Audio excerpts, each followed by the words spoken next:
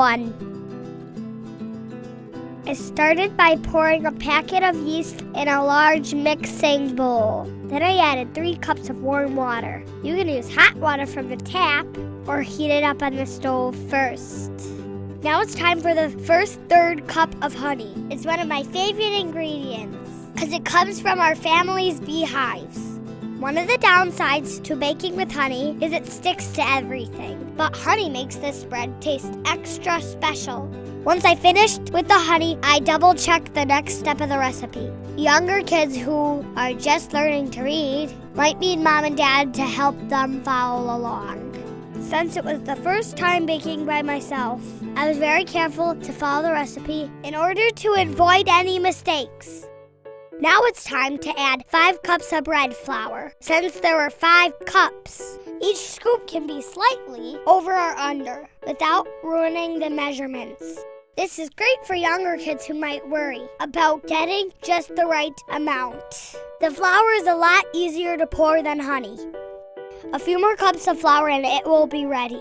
This is a great time for younger kids to practice counting how many cups they poured, or doing simple math to figure out how many cups they need.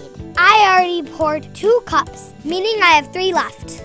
With 5 cups of flour in the bowl, it's time to stir everything together.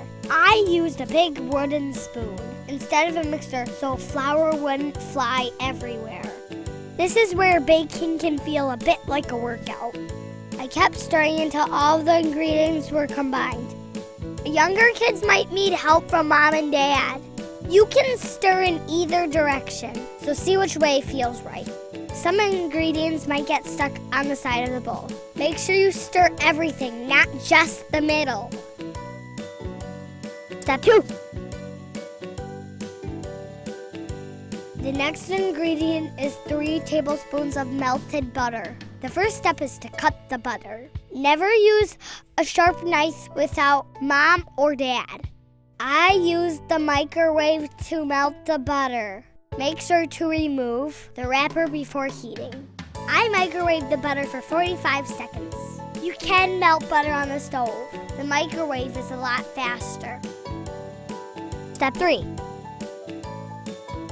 While waiting for the microwave, I grease the 3 bread pans with butter. If you don't grease, the bread will stick to the pans. My loaf pans are 9 by 5 inches. You can try different size pans for larger or smaller loaves. Cover the entire bottom and sides, anywhere the dough might touch while baking. Grease makes removing the bread a snap.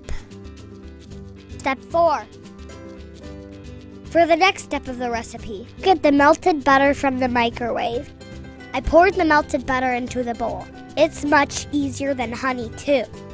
It's time to measure the salt. Add 1 tablespoon of salt to the other ingredients. It's time to add more honey. Pour another 1/3 cup into the mixture.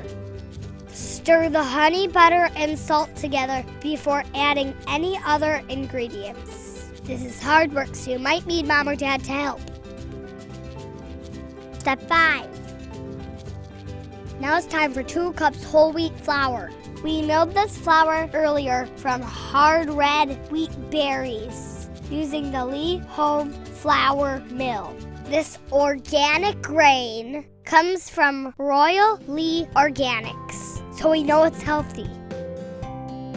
The Lee Home Flour Mill has different settings, ranging from coarse to fine.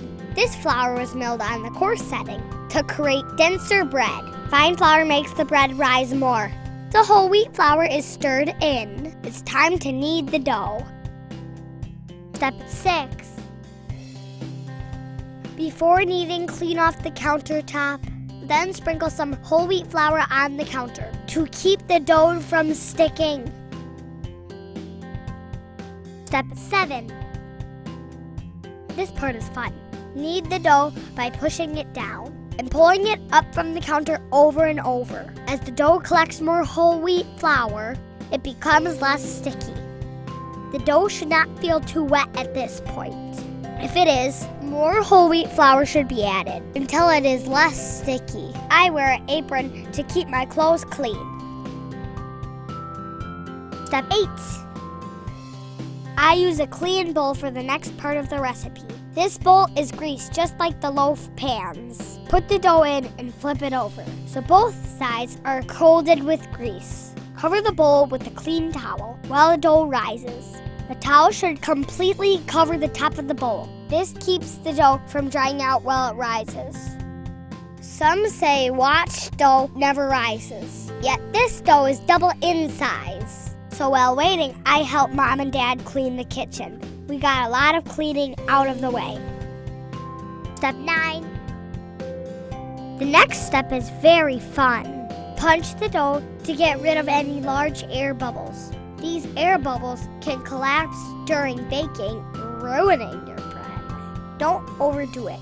You only need a few punches to get the air out.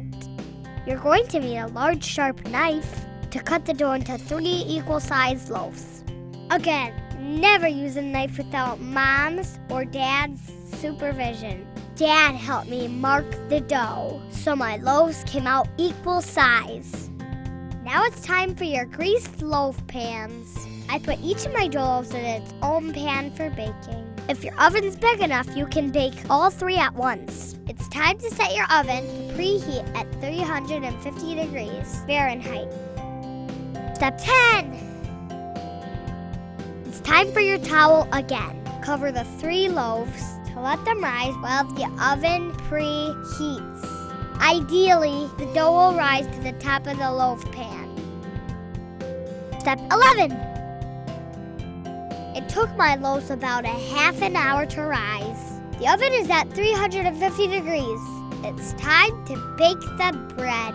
I had my Mom and Dad help so I wouldn't get burned by the hot oven. I set the timer for 30 minutes. I cleaned up the kitchen to make the baking time go faster. The Barefoot Contessa has new competition from Mila, the 4-foot barefoot baker. To avoid over-baking, I check the bread from 20 to 30 minutes. I watch the color, the texture, and how much has risen to make sure it's okay. Step 12.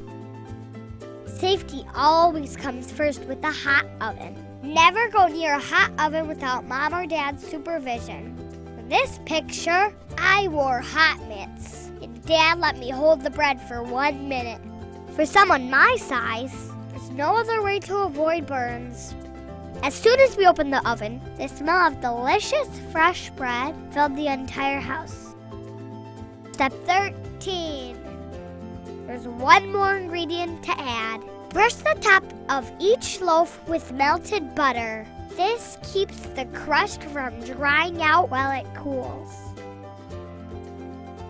Step 14.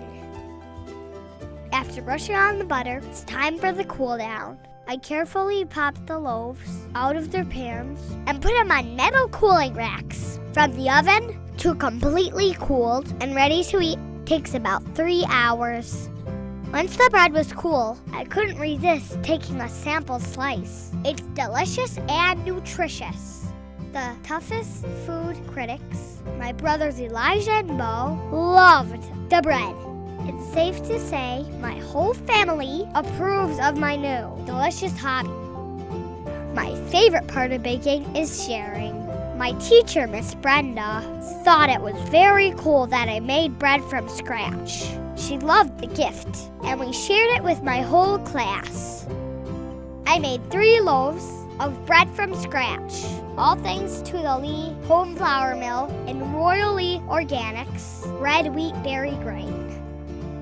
With our flour mill and organic whole grains from Royal Lee, I'll never run out of flour, so keep an eye out for more delicious baked goods, because I have plenty of new recipes to share with you. All the recipes here at Royal Lee Organics are awesome.